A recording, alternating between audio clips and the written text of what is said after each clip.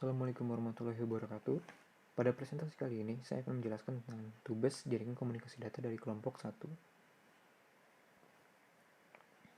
Dan ini adalah anggota dari kelompok 1, di mana ada saya sendiri, Muhammad Nofrian Jafar, ada Riki Sudrajat, dan juga ada Muhammad Ridho. Sebelum menjelaskan mengenai soal dan juga tugas besar yang kami kerjakan, saya akan menjelaskan mengenai apa itu jaringan terlebih dahulu. Jaringan adalah dua atau lebih perangkat komputer yang saling terhubung atau terkoneksi antara satu dengan yang lain dan digunakan untuk berbagai sumber data. Selanjutnya, topologi. Topologi jaringan komputer adalah metode atau cara yang digunakan agar bisa menghubungkan satu komputer dengan komputer lainnya. Struktur atau jaringan yang digunakan untuk menghubungkan satu komputer dengan komputer lainnya bisa dengan menggunakan kabel ataupun nirkabel atau tanpa kabel. Dan berikut adalah objektivitas penilaian dari tugas yang kami kerjakan. Di mana yang pertama adalah topologi jaringan, di mana kami akan menjelaskan topologi jaringan yang sudah dijelaskan sebelumnya. Ada IP for addressing the subnetting, dan ketiga ada melakukan demo connectivity, yang keempat untuk melakukan demo akses ke web server, kelima untuk melakukan demo penjelasan MAC address di switch, dan yang terakhir adalah demo penjelasan routing table di router. Namun sebelumnya mohon maaf karena kami tidak bisa menjelaskan atau mendemonstrasikan langsung ke Cisco karena ada masalah perangkat dari perangkat kami yang mengharuskan kami tidak dapat menjelaskannya langsung dari Cisco. Namun kami telah menyelesaikan tugasnya dan kami sudah sertakan juga file tugas kami. Jadi kami akan langsung lanjut ke instruksi soalnya saja, di mana instruksi ini juga dapat dilihat dari file tugas atau file soal. Di mana instruksi pertama adalah sebuah perusahaan memiliki 3 buah gedung. Perusahaan ini terdiri dari 4 buah divisi, di mana semua divisi ini tersebar ke 2 gedung yang berbeda. Instruksi 2, hitunglah subnet address di setiap masing-masing divisi. Dan instruksi 3, kemudian tentukan subnet yang dipakai untuk konektivitas antara router dan server menggunakan metode VLSM dengan mempertimbangkan jumlah user paling tinggi sebagai prioritas urutan pengalaman, di mana soal ini juga dapat dilihat di sini. Kita bisa cukup melihat. Baik.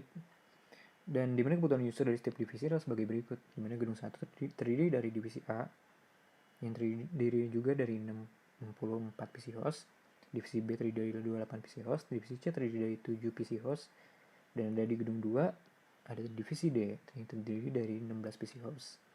Semua divisi dapat mengakses ke halaman website perusahaan yang memiliki alamat domain nama grup.com atau bisa diubah dengan sesuai nama unik grup masing-masing. Di gedung 3 di mana terdapat satu buah server yang enable server service DNS dan HTTP. Berikut adalah instruksi yang telah disebutkan sebelumnya.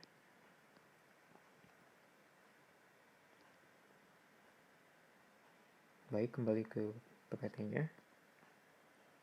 Sebelumnya, saya akan menjelaskan mengenai IP address dan VLSM yang terlebih dahulu. Di mana IP address adalah IP address atau Internet Protocol Address atau disingkat alamat IP adalah label numerik yang ditetapkan untuk setiap perangkat yang terhubung ke jaringan komputer yang menggunakan protokol internet untuk komunikasi. Alamat IP memiliki 2 fungsi utama, host atau identifikasi antar muka jaringan dan pengamatan lokasi. Dan selanjutnya ada VLSM. VLSM merupakan metode yang dilakukan untuk pengoptimalan pemetaan IP address terhadap user, di mana VLSM adalah pengembangan mekanisme subnetting sehingga di dalam VLSM dilakukan peningkatan dan kelemahan subnetting klasik, yang mana dalam subnetting klasik, subnet 0 serta subnet 1 tidak bisa digunakan. Dan berikut adalah VLSM tabel yang sesuai dengan soal yang diberikan kepada kami atau tugas besar kami. Sesuai dengan soal, terdapat 4 divisi, yaitu divisi A, B, C, dan D.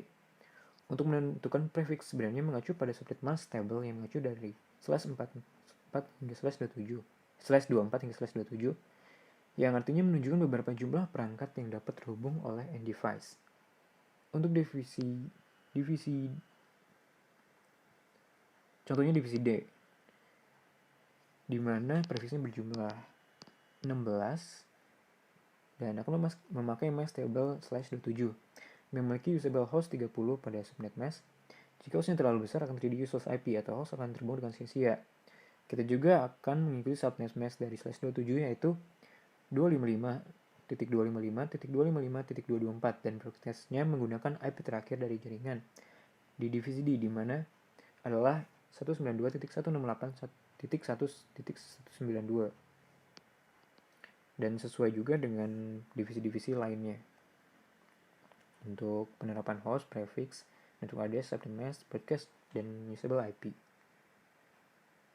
Selanjutnya adalah apa itu MAC address. Alamat MAC atau Media Access Control adalah sebuah alamat jaringan yang diimplementasikan pada lapisan taut data dalam model 7 lapisan OSI atau OSI yang mempresentasikan sebuah node tertentu dalam jaringan. Dan yang terakhir adalah routing table, di mana routing table atau table routing adalah table yang berisi informasi keberadaan network, baik network yang terhubung langsung atau directly connected network maupun network yang tidak terhubung langsung atau remote network.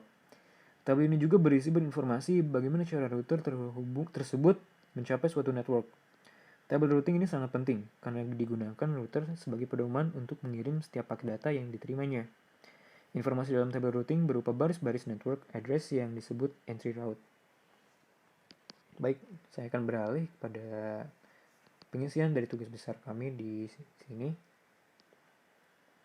Sebelumnya ada dijelaskan juga di tiap gedungnya ada detail perangkat, di mana pada gedung 1 ada 1 router dan 3 switch. Yang masing-masing switch terhubung ke 2 host PC atau secara total terdapat 6 PC. Di gedung 2 ada 1 router, 1 switch, dan switch tersebut terhubung ke 2 host PC atau secara total terdapat 2 PC. Dan gedung terakhir ada gedung 3 yang memiliki 1 router dan 1 server. Selanjutnya kami diperintahkan untuk mengkonfigurasikan IP address pada 1 server, 3 router, dan 8 PC sesuai hasil perhitungan subnet masing-masing. Dan juga menambahkan konfigurasi static routing pada semua router. Dan berikut adalah hasil dari apa yang telah kami kerjakan atau apa yang telah kami konfigurasikan. Dan berikut adalah aktivitas-aktivitas yang dapat saya sebutkan, di mana aktivitas pertama adalah ping dari salah satu divisi A ke PC divisi B, ke PC divisi C, dan ke PC divisi D, dan ke server. Dan berikut adalah hasilnya.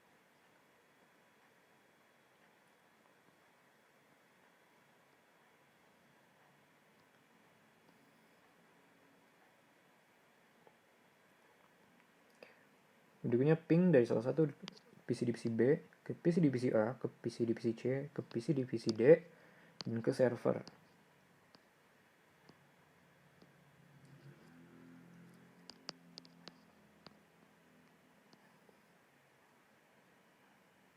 Berikutnya ping dari salah satu PC divisi C ke PC divisi A, ke PC divisi B, ke PC divisi D, dan ke server.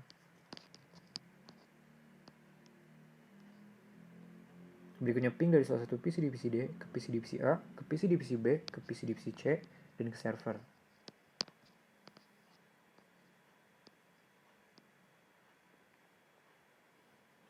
Baik, sudah masuk ke table routing, di mana akses server domain variable besar dari salah satu PC divisi A, PC divisi B, PC divisi C, dan PC divisi D.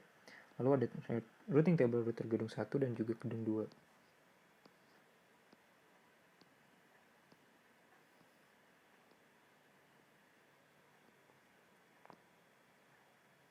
Ada routing table juga dari router gedung 3. ARP table 3 buah switch gedung 1 yang dilakukan setelah semua activity ping dilakukan, dan ARP table 1 buah switch gedung 2 yang dilakukan setelah semua activity ping juga sudah dilakukan. Baik, mungkin cukup sekian presentasi dari kami. Jika ada salah kata atau mungkin kekurangan, mohon dimaafkan. Assalamualaikum warahmatullahi wabarakatuh.